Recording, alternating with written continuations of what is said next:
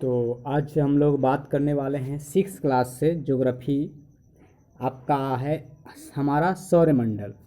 क्या है अध्याय हमारा सौरमंडल। तो आपको जो जो शब्द यहाँ पे बोले जाएं आप उसे लिखते चलें, जो अंडरलाइन किए जाएं उसे आप लिखते चलें, क्योंकि वहाँ से क्वेश्चंस आपको हर कंपटीशंस में या नॉलेज के लिए या आपके एग्जामिनेशंस में पूछे जाएंगे। तो चलिए शुरू करते हैं। आपका जो किताब लिखा गया है बहुत ही अच्छी तरीके से लिखा गया है, वार्तालाप टेक्निक्स में लिखा गया है, जैसे आपको लगेगा कि कोई बातचीत कर रहा है। तो चलिए, गोविंद एक लड़का है। गोविंद पिताजी के साथ रात में छत पर लेटा हुआ था और आकाश की ओर देख रहा था। किधर देख रहा था? आकाश की ओर देख रहा था। दूर टिमटिमाते तारे उसे अच्छे लग रहे थे। कैसे तारे? टिमटिमाते तारे अच्छे लग रहे थे। वह पिताजी से पूछ बैठा, पिताजी तारे टिमटिमाते क्यों हैं? कुछ तारों में कम तो कुछ में ज़्यादा चमक क्यों होती है? पिताजी बोले, आसमान में चांद तारों का एक पूरा परिवार होता है। कल हम लोग तारामंडल घूमने जाएंगे। कहाँ घूमने जाएंगे? तारामंडल। वहाँ तुम्हारी समझ से सारी बातें आ जाएगी। तो सौरमंडल के बारे में, तारों के बारे में कहाँ जानकारियाँ दी जाती है? तारामंडल में घूमने जाएंगे तब हमें जानकारियाँ मिलेगी। आज हम लोग किताब में कि गोविंद ने तारामंडल जाकर क्या क्या देखा। अगले दिन गोविंद पिताजी के साथ तारामंडल पहुंचा। कहाँ पहुंचा? तारामंडल। उसने प्रवेश द्वार पर ही एक बड़ा सा चित्र देखा। पिताजी ने बताया, यह सूर्य एवं उसके परिवार का चित्र है। जिस प्रकार हमारा अपना परिवार है उसी प्रकार सूर्य के परिवार में सूर्य, ग्रह, उपग्रह, क्षुद्र ग्रह आदि आते हैं। कौन कौन आता है सूर्य के परिवार में? सूर्य, ग्रह, उपग्रह और क्षुद्र ग्रह आते हैं। कुछ ही देर बाद सब लोग तारामंडल में प्रवेश करने लगे थे। गोविंद भी अपने पिताजी के साथ अंदर गया। अब देखते हैं आगे। सूर्य सौर परिवार का मुखिया होता है। क्या होता है? सूर्य सौर परिवार का मुखिया होता है। गोल छत के नीचे लगी कुर्सियों पर बैठ गए। थोड़ी ही देर में उद्घोषक, मतलब जो आवाज लगाता है, जो बताते रहता है ना, उसको हम क्या बोलते हैं? उद्घोषक। उद्घोषक की आवाज गुनी, जी नमस्कार, तारामंडल में आपका स्वागत है। अभी हम लोग सौर मंडल की सैर पर जाएंगे। और गोल छतरीनुमा छत पर धीरे धीरे अंधेरा छा गया और तारे टिमटिमाने लगे। गोविंद अपनी कुर्सी पर संभल कर बैठ गया। अरे यह क्या? ये तो रात हो गई। अभी तभी आवाज गूंजी, आइए सौरमंडल के मुखिया से मिलते हैं। सौरमंडल के मुखिया से मिलते हैं। इतना कहते ही एक दिशा से चमकते हुए सूर्य के दर्शन हुए। मतलब सौर परिवार का मुखिया कौन था? सौरमंडल का मुखिया कौन था? सौरमंडल का मुखिया सूर्य था। पूरा हॉल रोशनी से भर उठा। कुछ ने तो तालियां भी बजा दी। उद्घोषक की आवाज गूंजी, सूर्य सौर परिवार का मुखिया है। सूर्य सौर परिवार का मुखिया है। यह परिवार का सबसे बड़ा और प्रमुख सदस्य है। मुखिया क्यों है? क्योंकि ये सौर परिवार का सबसे बड़ा सदस्य है। सौर परिवार के सभी सदस्य प्रायः इसके प्रकाश से ही प्रकाशित होते हैं। दूरबीन से देखने पर सूर्य की सतह से उठती हुई आग की लपेटें दिखाई देती है। इसे सौर प्रज्वाला कहते हैं। तो सौर प्रज्वाला किसे कहते हैं? सौर प्रज्वाला हम उसे कहते हैं जो सूर्य की सतह से आग की लपेटें उठती रहती है, उसे हम क्या कहते हैं? सौर प्रज्वाला कहते हैं। सौर प्रज्वाला कहते हैं। हमारी पृथ्वी से सूर्य कई गुना बड़ा है। अगर हम सूर्य को क्रिकेट की गेंद माने तो पृथ्वी राई के दाने के बराबर मिलेगा। कहा जाता है लगभग 1300 पृथ्वी के बराबर है सूर्य।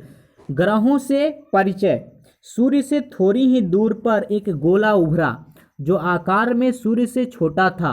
गोविंद पिताजी से पूछ बैठा, पिताजी ये क्या चमकने लगा? इतने में कुछ और गोले उभरे और सूर्य के चारों ओर चक्कर लगाने लगे। उद्घोषक की आवाज गूंजी, ये 8 गोले। कितने गोले? 8 गोले सौर परिवार के सदस्य हैं और इन्हें ग्रह कहते हैं। मतलब जो सूर्य का चक्कर लगाता है उन्हें ग्रह कहते हैं और उनकी संख्या कितनी है? 8 है। इसमें स्वयं प्रकाश नहीं होता है, ये सूर्य के प्रकाश से प्रकाशित होते हैं। एक तीर का चिन्ह बारी बारी से सभी ग्रहों पर जाने लगा। उद्घोषक ने इसका नाम बताया। बुध, शुक्र, पृथ्वी, मंगल, बृहस्पति, शनि, अरुण, वरुण, ये सारे के सारे क्या हैं? ग्रह हैं। ठीक है। उद्घोषक ने पुनः बताया कि तीर से जिस गोले को दिखा रहा था वह सूर्य के सबसे निकटतम ग्रह कौन था? निकट ग्रह बुध था। निकट ग्रह कौन होता है? बुध होता है। इसलिए उसमें सबसे अधिक चमक थी।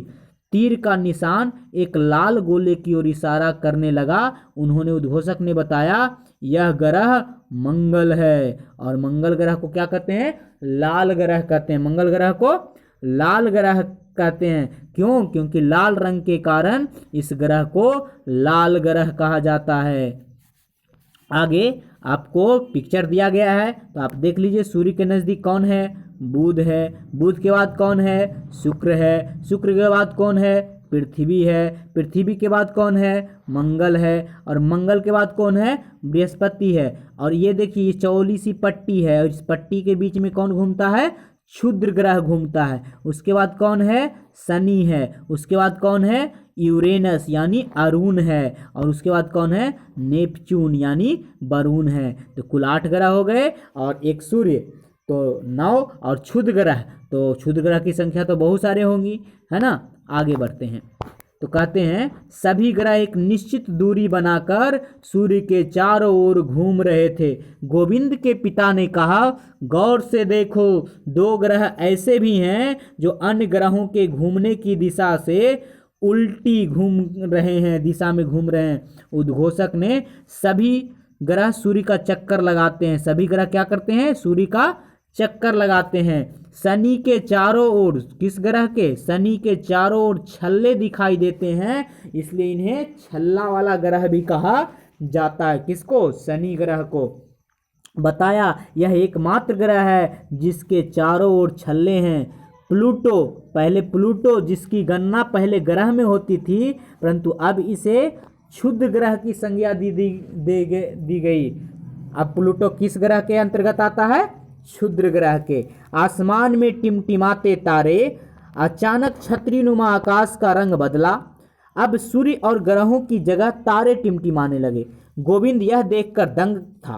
तभी आवाज गूंजी, तारों का अपना प्रकाश होता है जबकि ग्रह का अपना प्रकाश नहीं होता है। क्योंकि ये तारे हमसे काफ़ी दूरी पर हैं इसलिए हमें टिमटिमाते नजर आते हैं। अब गोविंद को अपने प्रश्न का उत्तर मिल चुका था। उनमें से कुछ तारे जो सूर्य से भी बड़े हैं। सूर्य भी तो एक तारा है। सूर्य क्या है?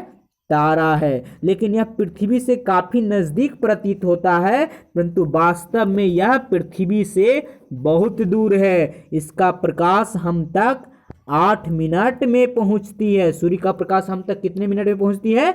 8 मिनट में। सूर्य के बाद सबसे नजदीक का तारे का प्रकाश पृथ्वी तक पहुंचने में लगभग 4 बरस लगते हैं। प्रकाश की गति ज्ञात कर पृथ्वी एवं सूर्य के बीच की दूरी का अनुमान लगा सकते हैं। तो चूंकि प्रकाश की गति होती है 3 लाख किलोमीटर पर सेकेंड, तो 3 गुने 10 पर पावर 5 लाख या 3 गुने 10 पर पावर 8 लाख मीटर पर सेकेंड। तो कितना देर लगाता है? 8। तो 3 गुने 10 पर पावर 8 गुना क्या कर देंगे? क्योंकि 8 मिनट लगाता है तो गुना 8 कर देंगे। और 1 मिनट में कितना सेकेंड होता है? 60 सेकेंड। तो गुना 60 कर देंगे तो टोटल कितना आ जाएगा? 8 का 48 और 48 तिया उसको गुना कर देंगे तो 8 तिया 54 का कितना? 48 तिया क्या हो जाएगा? 48 तिया। तो 8 तिया 54, 8 तिया 24 के 4 और बाकी 2 और 4 तिया 12 2 14। तो 14 को अगर और गुना कितना? 10 पर 8 है, 1 शून्य ये वाला 9, तो कितना हो जाएगा? 1.44 गुने 10 पर पावर 11 किलो मतलब 11 मीटर हो जाएगा। ठीक है, तो आगे, सूर्य और पृथ्वी की सबसे नज़दीक के आकाशीय पिंड का नाम बताइए। तो अभी अभी तो हम लोग बात किए थे कि सूर्य का सबसे नज़दीक कौन है, बुध, और पृथ्वी का कौन है, शुक्र और मंगल। पृथ्वी हमारा घर। अब गोविंद को तारों का रहस्य समझ में आने लगा था। तभी उद्घोषक ने कहा, चलिए अब अपनी धरती पर चल लें। गोविंद चौंका, अरे हम धरती पर ही तो हैं। छतरी नुमा आसमान पर गोल आकृति उभरी, उसमें कई रंग के धब्बे दिखने लगे। उद्घोषक ने बताया, यह हमारी पृथ्वी जिस पर हम रहते हैं, यही एकमात्र ग्रह है जहाँ क्या मिलता है, जीवन मिलता है। क्योंकि यहाँ जल एवं जीवन के लिए आवश्यक गैस मौजूद है। क्या मौजूद है, जल जीवन के लिए गैस मौजूद है।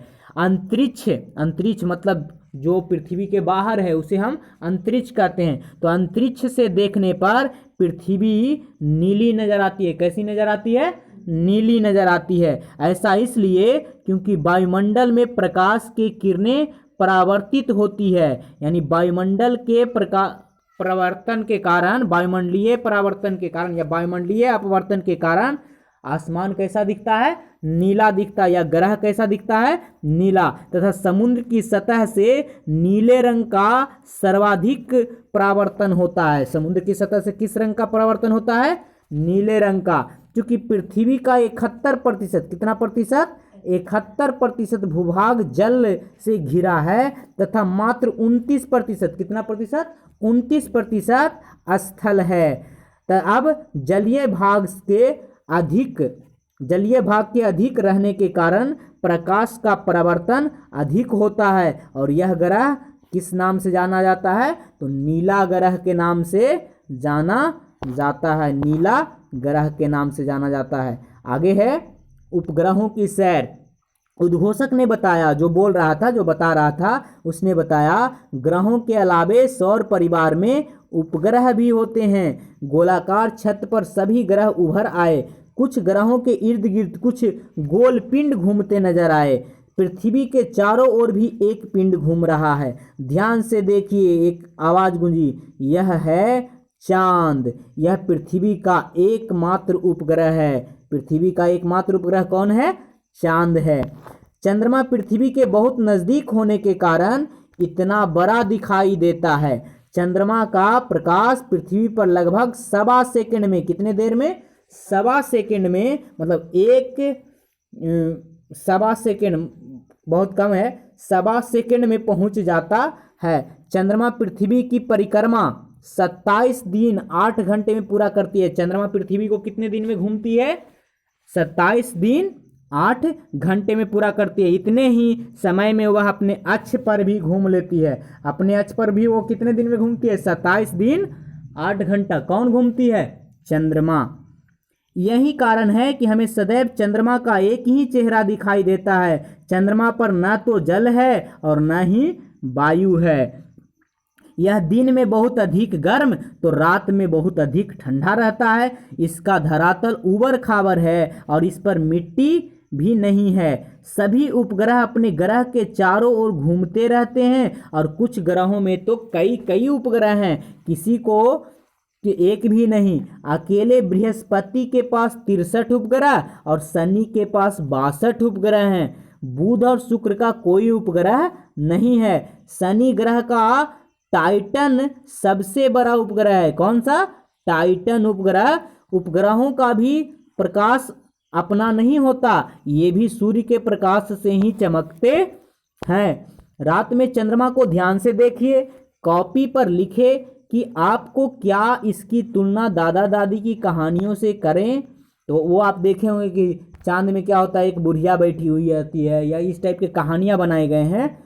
तो आप देख सकते हैं कि चांद में क्या है, बहुत सारे दाग हैं। तो वो दाग क्यों है, क्योंकि चांद में की धरती जो है ऊबड़ खाबड़ है, तो इस कारण से वो दाग दिखता है, ना कि हमारे दादा दादी के कहानियों के कारण। इसी के साथ उद्घोषक ने सभी दर्शकों को तारामंडल पहुंचकर सौर परिवार की वैज्ञानिक जानकारी प्राप्त करने के लिए धन्यवाद दिया और कहा सभी खगोलीय घटनाएं वैज्ञानिक दृष्टिकोण से समझना और जानना चाहिए, न कि परंपरागत और अंधविश्वास से। सो समाप्त हुआ, सभी लोग बाहर निकल गए। गोविंद ने उत्साहपूर्वक कहा आज मैंने नई नई बातें सीखी। उसके पिताजी ने कहा उन्होंने कुछ बातें नहीं बताई। सौर परिवार में तारों, ग्रहों, उपग्रहों के अतिरिक्त बहुत सारे छोटे छोटे पिंड भी सूर्य का चक्कर लगाते हैं और उन्हें हम क्षुद्र ग्रह कहते हैं। उन्हें हम क्या कहते हैं? क्षुद्र ग्रह कहते हैं। ये मंगल एवं बृहस्पति कक्षाओं के बीच होते हैं। खगोलविद का मानना है कि ये ग्रह के ही टूटे हुए भाग हैं जो आकाश में इधर उधर घूमते रहते हैं। और सबसे बड़ा क्षुद्र ग्रह सीरस है। सबसे बड़ा क्षुद्र ग्रह कौन है? सीरस। सबसे बड़ा क्षुद्र ग्रह कौन है? सीरस है। अब आपको एक टेबल दिया गया है, इसमें क्या क्या लिखा गया है? ग्रहों के नाम, घूर्णन मतलब वो अपने अक्ष पर कितना दिन में घूमते हैं, परिभ्रमण मतलब सूर्य का चक्कर कितने दिन में लगाते हैं, और उनका चक्कर, ग्रहों का चक्कर मतलब उपग्रह कितने हैं उनके पास। तो बुध क्या करता है? सूर्य का 58 दिन में चक्कर लगाता है। कितने दिन में? 58 दिन में। जबकि उसमें जो दिन होता है, एक ही दिन होता है 87.97 दिन का, और इसके उपग्रहों की संख्या कितनी है? 0 है। शुक्र 243 दिन में, कितने दिन में? 243 दिन में एक चक्कर लगाता है, और 224 दिन में ये क्या करता है? सूर्य का एक चक्कर लगाता है। तो 0, इसके भी उपग्रहों की संख्या 0। पृथ्वी 23.9 घंटा में एक चक्कर लगाता है। ठीक है, अपने अक्ष पे कितना? एक चक्कर लगा लेता है 23.9 घंटा में, जिसको हम लगभग 24 मानते हैं। और 365.3 दिन में क्या करता है? सूर्य का एक चक्कर लगा लेता है, जिसे हम क्या बोलते हैं? वर्ष बोलते हैं। तो आपको जो भी परिभ्रमण काल दिया गया है, मतलब उस ग्रह पे जो एक बरस बीतता है वो उसके परिभ्रमण काल पे निर्भर करता है, और जो उसका एक दिन बीतता है उसके अक्षीय चाल पे निर्भर करता है। तो एक चंद्रमा मात्र उपग्रह है मंगल। मंगल जो चक्कर लगाता है अपने अक्ष पर 24.6 घंटा में। कितने देर में? 24.6 घंटा में। और जो यहाँ एक साल हो जाता है, जो एक साल लगता है, वो लगता है 687 दिन, क्योंकि एक चक्कर लगाने में इसको 687 दिन लगता है। किसको? मंगल ग्रह को। और इसके पास कितने उपग्रह हैं? 2 उपग्रह हैं। मंगल ग्रह के पास कितने उपग्रह हैं? 2 उपग्रह हैं। बृहस्पति को कितना देर लगता है अपने अक्ष पे घूमने में? तो 9.9 घंटा लगता है, मतलब लगभग 10 घंटा लगता है। और इसका परिभ्रमण काल कितना है? तो 11.86 वर्ष है, मतलब एक चक्कर लगाने में इसको 11.86 वर्ष लग जाता है, एक चक्कर लगाने में सूर्य का। और इसके उपग्रहों की संख्या कितनी है? 63 है। बृहस्पति के उपग्रहों की संख्या 63। शनि को 10.3 घंटा में ही एक चक्कर लगा लेता है। ये कितने देर में लगा लेता है? 10 पॉइंट, और इसको पूरा एक चक्कर लगाने में 29 वर्ष लगता है, 29.46 वर्ष लगता है। और इसके पास 62 उपग्रह हैं। वहीं यूरेनस, जिसको अरुण कहते हैं ना, उसे 16.2 घंटा लगता है। और ये क्या है? ये सूर्य का चक्कर लगाने में 84.01 वर्ष लगाता है। जबकि इसके उपग्रहों की संख्या कितनी है? 27 है। वहीं नेपच्यून जिसको वरुण कहते हैं, ये कितना देर में? 18.5 घंटा में अपने अक्ष पे घूम जाता है। और सूर्य का चक्कर लगाने में कितना वर्ष लगाता है?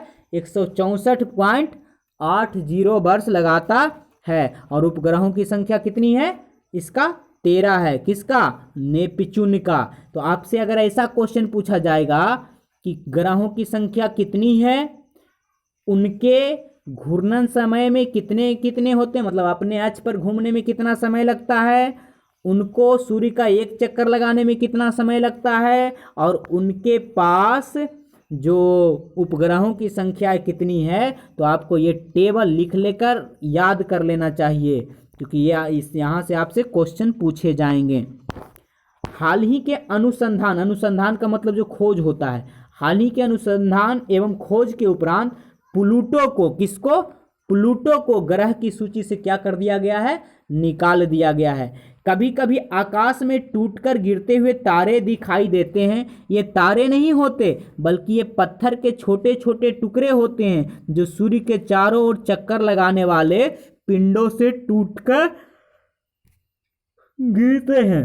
उन्हें उल्का पिंड कहते हैं। क्या कहते हैं? उल्का पिंड कहते हैं। जो आसमान में रात में या दिन में भी, दिन में तो नहीं, रात में दिखता होगा कि कुछ टूट के इधर उधर जा रहा है। टूटकर गिरने की प्रक्रिया में वायु के साथ घर्षण के कारण ये गर्म होकर जल जाता है और जिससे प्रकाश उत्पन्न होता है। और कई बार उल्का पूरी तरह से जले बिना पृथ्वी पर गिर जाता है जिससे धरातल में क्या बन जाते हैं, गड्ढे बन जाते हैं। आगे है ध्रुव तारा। क्या है? ध्रुव तारा। यह एक स्थिर तारा है। ध्रुव तारा कैसा तारा है? स्थिर तारा है, मतलब अपना स्थान ये बदलता नहीं है। यह उत्तरी गोलार्ध में, किस गोलार्ध में? उत्तरी गोलार्ध में पृथ्वी के उत्तरी अक्ष पर अवस्थित है। उत्तरी गोलार्ध में उत्तरी अक्ष पर कौन अवस्थित है? ध्रुव तारा। विषुवत रेखा पर किसी भी स्थान से देखने पर ध्रुव तारा क्षितिज पर दिखाई देती है। कहाँ से देखने पर? विषुवत रेखा से देखने पे कहाँ दिखती है ध्रुव तारा? क्षितिज पर, मतलब धरती पर ही दिखती है वो, कि लगता है कि जैसे वो धरती में ही सटा हुआ है।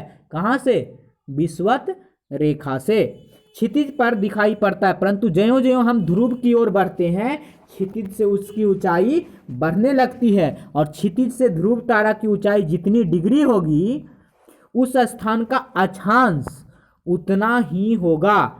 मतलब जैसे जैसे हम ऊपर की ओर बढ़ेंगे वैसे वैसे उसकी ऊंचाई बढ़ेगी और जितनी ऊंचाई बढ़ेगी उतना ही वहाँ के अक्षांश का मान होगा। इसका अक्षांश का भी, अक्षांश क्या है तो ये आप आगे के क्लास में 7th क्लास वाले में पढ़ेंगे। अक्षांश होता है पृथ्वी पर बहुत सारे काल्पनिक रेखाएं खींची गई है जो उत्तर से दक्षिण और पूरब से पश्चिम को मिलाते रहती है। उसे हम क्या कहते हैं? अक्षांश और देशांतर के नाम से जानते हैं। यह हमेशा उत्तरी दिशा में होता है। अक्षांश किस दिशा में होता है? मतलब ध्रुव तारा उत्तर दिशा में होता है। वो ध्रुव तारा किस दिशा में होता है? उत्तर दिशा में। इसलिए प्राचीन काल से ही नाविकों, जो प्राचीन काल में नाविक होते थे, वो दिशा के लिए कौन सा चीज इस्तेमाल करते थे? ध्रुव तारा का इस्तेमाल करते थे। उत्तर दिशा का ज्ञान करवाता रहा। तारों के कई विशेष समूह हैं। यह पृथ्वी सूर्य की परिक्रमा करती है तो सूर्य विभिन्न तारा समूहों के बीच नजर आता है और ऐसे समूहों की संख्या कितनी है? 12 है। तारा समूहों की संख्या कितनी है? 12 है, जिसमें कौन नजर आता है?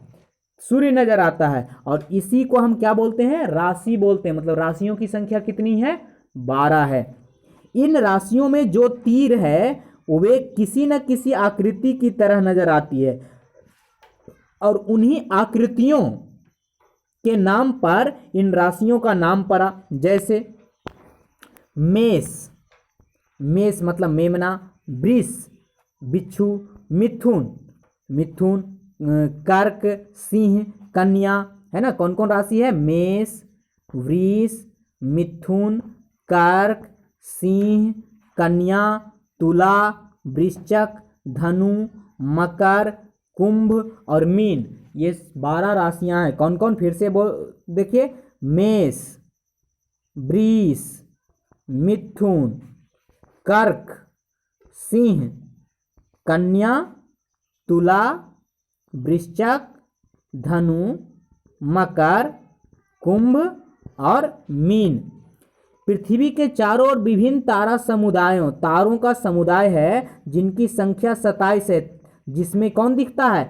चांद को परिक्रमा करने के दौरान किसी न किसी तारा समूह से गुजरना पड़ता है और इन तारों के समूह को नक्षत्र कहते हैं। तारों के समूह को नक्षत्र कहते हैं। मतलब नक्षत्र किसके अनुसार होता है? चांद के अनुसार। राशियां किसके अनुसार होती है? सूर्य के अनुसार। ये नक्षत्र इस प्रकार हैं। कौन कौन से नक्षत्र हैं? देखिए, अश्विन, भरणी, कृत्तिका, रोहिणी, मृगशिरा, आद्रा, पूर्णवसु, पुष्य, अश्लेषा, मघा, पूर्वा फाल्गुनी, उत्तरा फाल्गुनी, हस्ती मतलब हथिया, चित्रा, स्वाति, विशाखा, अनुराधा, ज्येष्ठ, मूल, पूर्वा, आषाढ़, उत्तरा आषाढ़, श्रावण, घनिष्ठा, शतभिषा, पूर्वा भाद्रपद, उत्तरा भाद्रपद। ये 27 राशियां हैं। कहिए तो हम एक बार और बोल देते हैं।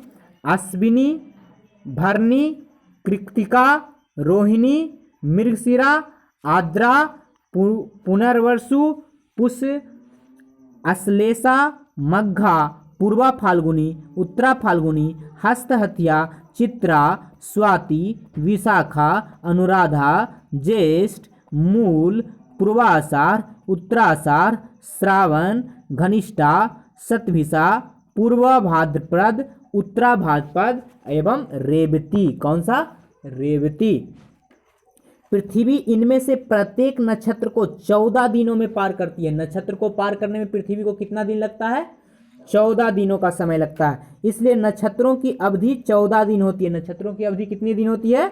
14 दिन होती है। ज्योतिष के विज्ञान मानते हैं कि नक्षत्र और मौसम में गहरा संबंध है। किस किस में गहरा संबंध है? नक्षत्र और विज्ञान में गहरा संबंध है। एक नक्षत्र में मौसम की दशा देखकर दूसरे नक्षत्र में मौसम का पूर्वानुमान लगाया जा सकता है। पूर्वानुमान कैसे लगाया जाता है? एक नक्षत्र में मौसम को देखकर दूसरे नक्षत्र के मौसम के बारे में बताते हैं। कौन बताते हैं? ज्योतिष। कौन? ज्योतिष। जो भारतीय ज्योतिषा की परंपरा रही है। आगे हम लोग बात करते हैं। आज गोविंद को ब्रह्मांड की विशालता एवं रहस्यों का पता लगा। उसे नई नई जानकारियां मिली। वह काफ़ी खुश हुआ और घर लौटा। आगे आकाश गंगा, तारों की नदी। आकाश गंगा को क्या कहते हैं? तारों की नदी कहते हैं। इसके अलावा ब्रह्मांड में अनेक आकाश गंगा भी है। गोविंद ने पूछा, यह आकाश गंगा क्या है पिताजी? खुले आकाश में कहीं कहीं रास्ते की तरह दूर तक असंख्य तारों की फैली चौड़ी चमकदार पट्टी होती है और इस कल्पना आकाश में प्रकाश एक बहती हुई नदी की तरह की गई। इसलिए इसे क्या नाम दिया गया? आकाश गंगा। यानी तारों की नदी को हम क्या कहते हैं? आकाश गंगा। सप्तऋषि, तारा समूह। गोविंद, जब रात में तुम देखोगे तो उत्तर दिशा में 7 तारों का एक समूह नजर आएगा, जिसे सप्तऋषि कहते हैं। 7 तारों के समूह को क्या कहते हैं? सप्त ऋषि कहते हैं। भारतीय विद्वानों ने इनका नामकरण ऋषियों के नाम पर किया, जो इस प्रकार है: ऋतु, पुलह, पुलसत्व, अत्रि, वशिष्ठ, अंगिरा, मरीचि। यूनानी ग्रंथों में इसका नाम है alpha, beta, gamma, delta, epsilon, एटा, जेटा। ये यूनानी में, मतलब यूनान एक देश है, वहाँ पर इन सारी चीज़ों को ये बोलते हैं। जबकि अपने देश में ऋतु, पुलह, पुलसत्य, अत्रि, वशिष्ठ, अंगिरा, मरीच बोलते हैं। जबकि यूनानी ग्रंथों में alpha, beta, gamma, delta, epsilon, एटा, जेटा बोलते हैं। ऋतु एवं पुलह को मिलाने वाली रेखा उत्तर दिशा को सूचित करती है। ऋतु और पुलह को मिलाने वाली रेखा को क्या कहते हैं? उत्तर दिशा कहते हैं, जो कि आपके पिक्चर में दिया गया है। ये देखिए, 4 और 3 7, 1 2 3 4 5 6 7। तो इन 7 तारों के समूह को क्या कहेंगे? सप्त ऋषि कहेंगे। आगे है सप्तऋषि तारों का समूह। तो कहते हैं कि आपसे अब प्रश्न पूछा जा रहा है सीधे सीधे, तो आप प्रश्न के जवाब दे सकते हैं। क्या है प्रश्न? कहता है पृथ्वी के निकटवर्ती ग्रह कौन है? निकटवर्ती ग्रह कौन है? तो आपको पता होगा निकटवर्ती ग्रह कौन है? बुध, है ना। निकटवर्ती ग्रह बुध। उस ग्रह का क्या नाम है जिसके चारों ओर छल्ले हैं? कौन सा है? शनि। सौरमंडल का कौन सा ग्रह आपको सबसे बड़ा, सबसे अलग लगा और क्यों? वो तो पृथ्वी ही है, चूंकि इस पे जीवन है, बाकी सब पे नहीं है। पृथ्वी के उपग्रह का क्या नाम है? पृथ्वी के उपग्रह का चंद्रमा नाम है। वे कौन कौन से ग्रह हैं जो पृथ्वी के घूमने की विपरीत दिशा में घूमते हैं? तो वो कौन से 2 गो ग्रह हैं जो पता कीजिएगा। आकाशगंगा क्या है? तो तारों के समूह है। फिर कहता है बुध। बुध के बारे में क्या है कि ये बुध क्या है? सबसे छोटा ग्रह है। बुध क्या है? सबसे छोटा ग्रह है। बुध क्या है? सबसे छोटा ग्रह है। पृथ्वी क्या है? नीला ग्रह है। पृथ्वी क्या है? नीला ग्रह है। बुध सबसे छोटा ग्रह है। चंद्रमा क्या है? तो पृथ्वी का उपग्रह है। चंद्रमा क्या है? पृथ्वी का उपग्रह है। उल्का पिंड क्या होता है? तो आकाश में चक्कर लगाने वाले जो पत्थर टूटते हैं उसे हम क्या कहते हैं? उल्का पिंड। आकाशगंगा क्या है? तो आकाशगंगा लाखों आकाशगंगाओं का बलुक तारों का समूह है। और ब्रह्मांड क्या है? तो आकाशगंगाओं का समूह है। आगे देखिए, आपस में चर्चा कीजिए और ये चीज कि कई तारे, ठीक, उसके बाद आपको सौरमंडल का चित्र बनाना है। और यहाँ पे क्या है? राशियों की कुल संख्या कितनी होती है? आपसे पूछा गया है। तो राशियों की कुल संख्या कितनी होती है? 12। सूर्य की आकृति कैसी है? तो गोलाकार। सौर परिवार का मुखिया कौन है? तो सूर्य। कौन होगा? सूर्य। ग्रहों की कुल संख्या 8। ग्रहों की कुल संख्या कितना है? 8। सप्तऋषि कितने तारों का समूह है? तो 7 तारों का। आगे कहता है पृथ्वी एक नक्षत्र को पार करने में कितना दिन का समय लेता है? 14 दिन। विषुवत रेखा पर ध्रुव तारा कहाँ दिखाई देती है? तो क्षितिज पर। मंगल और किस ग्रह के बीच में क्षुद्र ग्रह है? तो बृहस्पति। बृहस्पति के का कितने उपग्रह हैं? तो 63। सूर्य का प्रकाश पृथ्वी तक पहुंचने में कितना समय लेता है? 8 मिनट। आगे, सूर्य से दूरी के अनुसार पृथ्वी के ग्रहों का नाम लिखें। तो आप लिख सकते हैं, ठीक है। सूर्य से सबसे नजदीक ग्रह का नाम लिखें। वो आप लिख सकते हैं बुध। सौरमंडल का सबसे बड़ा ग्रह बृहस्पति। तो इस प्रकार से आपका एक चैप्टर समाप्त हुआ। आप इसे घर पे जाएं और पढ़ें और इससे कीवर्ड जो अभी अभी किए हैं इसे निकाल लें और नीचे के प्रश्न आंसरों के उत्तर जरूर दें। फिर मिलेंगे अगले पार्ट में, अगले एक्सरसाइज के साथ मिलेंगे, ठीक है।